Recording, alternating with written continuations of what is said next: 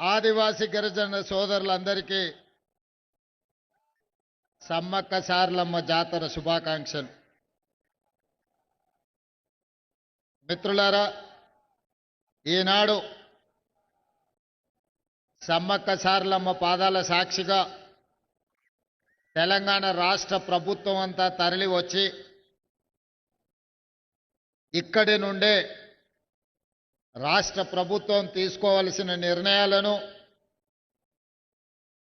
తెలంగాణ రాష్ట్ర ప్రభుత్వ పరిపాలనను మేడారానికి తరలించి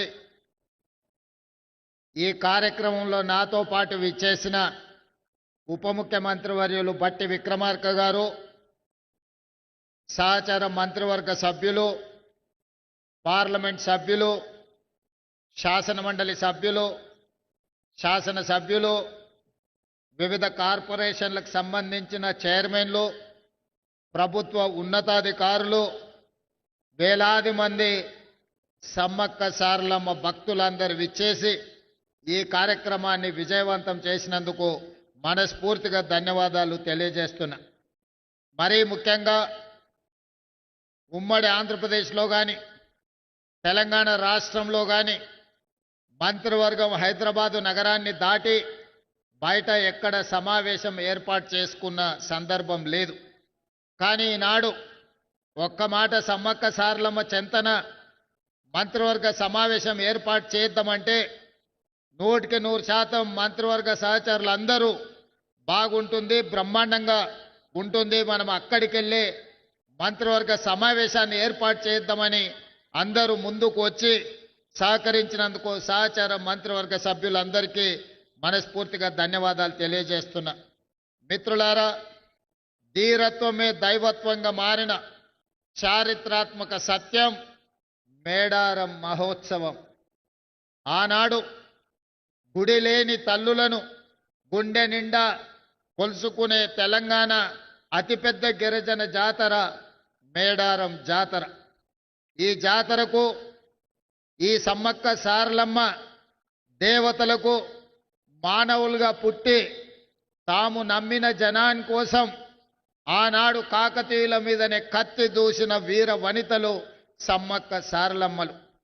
ఆ స్ఫూర్తిని తీసుకొని తెలంగాణ రాష్ట్రంలో జరుగుతున్న ప్రజాకంటక పరిపాలనను అంతమొందించాలి అని ఫిబ్రవరి 6, 2023 నాడు ఇక్కడి నుంచే హాత్ సే హాత్ జోడో యాత్రను ప్రారంభించి ఆనాడే నేను, సీతక్క, ముఖ్యమైన కాంగ్రెస్ నాయకులందరం కూడా సమ్మక్క సారలమ్మను సందర్శించుకొని ప్రతినబూనినం ఖచ్చితంగా ఆనాడు జరగబోయే ఎన్నికలలో ప్రజా ప్రభుత్వాన్ని ఏర్పాటు చేస్తాం, ఆ ప్రభుత్వంలో సమ్మక్క సారలమ్మ ప్రాంతాన్ని ప్రపంచానికే ఆదర్శంగా ఉండే విధంగా గొప్పగా అభివృద్ధి చేస్తామని చెప్పి ఆనాడే మాట ఇవ్వడం జరిగింది.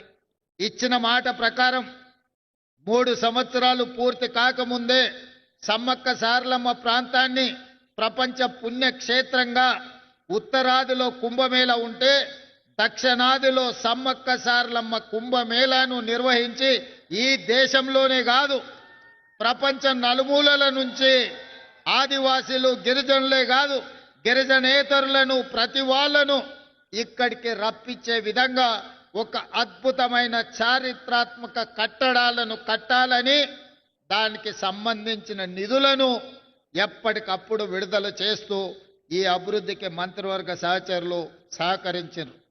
దేవాదాయ ధర్మాదాయ శాఖ మంత్రిగా శ్రీమతి కొండా సురేఖమ్మ ఈ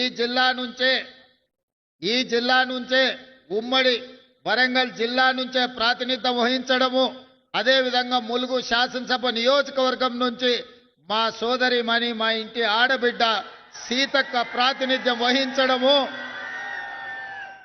ఈనాడు 2 ఆడబిడ్డలు తల్లి బిడ్డలైన సమ్మక్క సారలమ్మ జాతరకు గొప్పగా ఏర్పాట్లు చేయడం నిజంగా యాదృచ్ఛికమేమో కానీ ఇది దైవాపేక్ష అని నేను భావిస్తున్నా.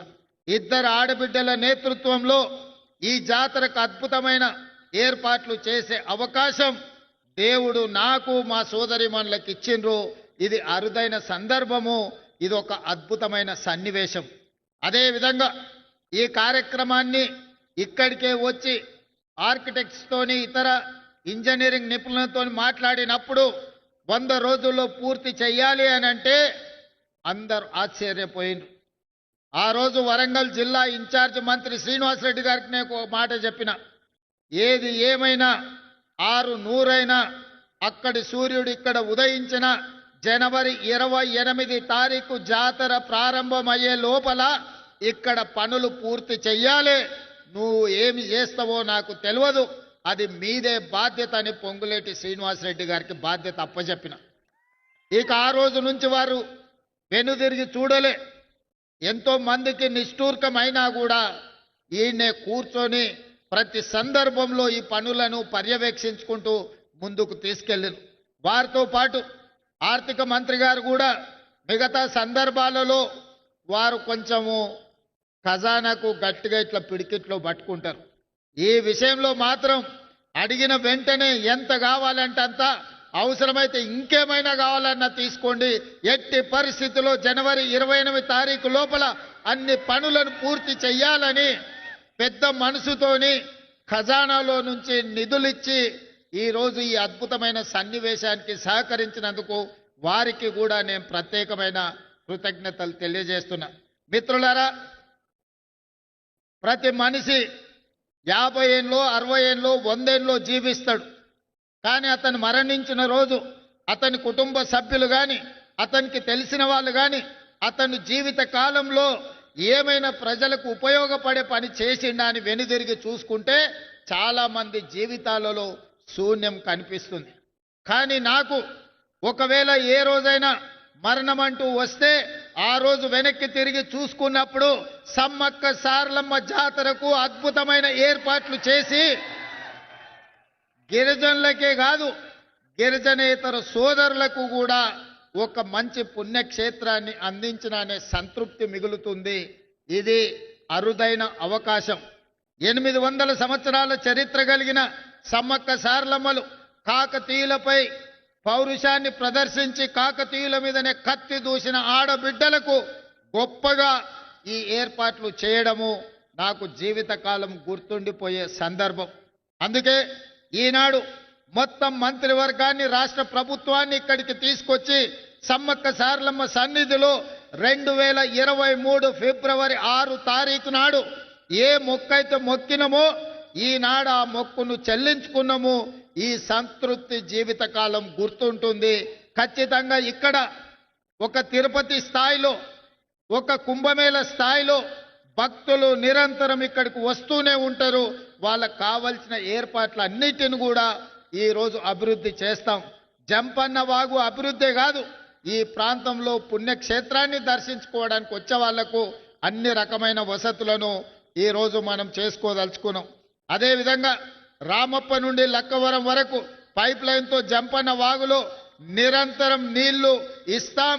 దీనికి సంబంధించిన నిధులు కూడా భక్తులకు కూడా భక్తులకు స్నానాలు చేయడానికి పవిత్ర స్నానం చేసి సమ్మక్క సారలమ్మను సందర్శించుకోవడానికి అవసరమైన నీళ్లను రామప్ప లక్కవరం చెరువు నుంచి ఇక్కడి వరకు పైప్ లైన్ వేసి శాశ్వతంగా నీటి సమస్యను కూడా ఈరోజు మనము ఏర్పాటు చేయాలని అనుకుంటున్నాం. అందుకే మిత్రులారా, ఎవరేమనుకున్నా నాకేమి బాధ లేదు. ఒక మంచి పని చేసినప్పుడు మిగిలే సంతృప్తి అన్నిటికంటే మించింది. అందుకే ఈనాడు ఇంత ఆలస్యమైన వేలాది మంది ఈరోజు ఇక్కడ ఎదురు చూస్తున్నారు అని అంటే ఒక మంచి పని చేసినందుకు మీరందరూ ఆశీర్వదించడానికి వచ్చిండ్రు అని నేను భావిస్తున్నా. రేపు ఉదయం సమ్మక్క సారలమ్మ గుడిని ప్రారంభించుకొని భక్తులకు అంకితం చేస్తాం. ఇంకా ఉన్న పనులన్నిటిని కూడా తొందరలోనే పూర్తి చేసి నిరంతరం ప్రతి సంవత్సరం ఇక్కడికి కోట్లాది మంది భక్తులు వచ్చే విధంగా ఈ ప్రాంతాన్ని అభివృద్ధి చేస్తాం. తప్పకుండా మా గిరిజన అదే విధంగా ఆదివాసీ శాసనసభ్యులతో పాటు గిరిజనేతర మంత్రులందరూ కూడా ఈనాడు సమ్మక్క సారలమ్మ పౌరుషాన్ని నింపుకొని ప్రజా పాలనను పేదలకు అందించి పేదలను ఆదుకునే సంక్షేమ అభివృద్ధిని ఈ రాష్ట్రాన్ని ముందు బాగానే ఉండి నడిపిస్తున్నందుకు వారందరికీ మనస్ఫూర్తిగా ధన్యవాదాలు తెలియజేస్తూ ఇంత ఆలస్యమైన ఇన్ని వేలాది మంది ఇక్కడ ఉండి అదే విధంగా మా ఆదివాసీ కళాకారులందరూ కూడా మమ్మల్ని అందరినీ వాళ్ళ నైపుణ్యాన్ని ప్రదర్శించినందుకు కళాకారులను కూడా మనస్ఫూర్తిగా అభినందిస్తూ మీ అందరి దగ్గర సెలవు తీసుకుంటున్న ధన్యవాదాలు మిత్రులారా.